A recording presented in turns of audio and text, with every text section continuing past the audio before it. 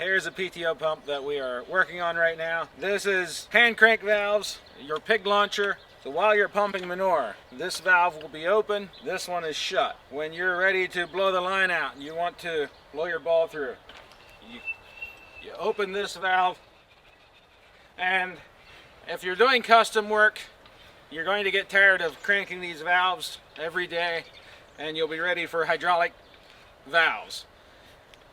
And then you close this one. This one has to be closed before you blow your pig.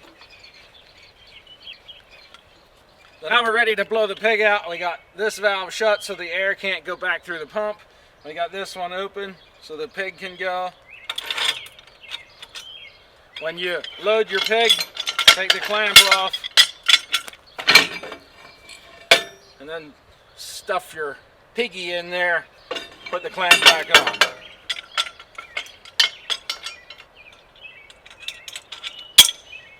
Here's the fitting for the air compressor. For a 6-inch hose, you want a minimum of 185 CFM air compressor. If you're doing 8-inch line, you want at least a 375 CFM.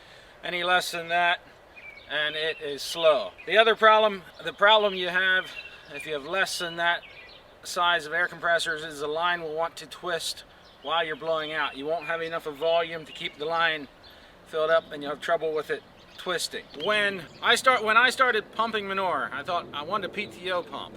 Why would I want an engine pump? I don't need another engine to have to maintain when we have the tractor to run it already. When we did our own, that was fine. We started doing custom work, and a few neighbors wondered if we could come pump their manure. And a couple things happened. One is, when a tractor is sitting there for 5 hours straight on a 90-degree day, you find out if the radiator is good or not. We had trouble with the tractors overheating, and also you're not as efficient because you have your tractor engine RPM, you step it down to the PTO speed, come into here and go right back up to engine RPM to run the pump. When we went to an engine driven, we had more power and also more volume. And I said we'll never go back to PTO drive. When you're running an engine unit, then you can add remote control to it. You can add hydraulic knife valves so you're not cranking by hand, and it just makes it a lot easier and it is more efficient. If we pump 1 million gallons of manure, takes roughly 100 gallons of fuel, and a tractor and PTO pump is not going to be quite as efficient. We are here on my dad's farm. We got 170 cows.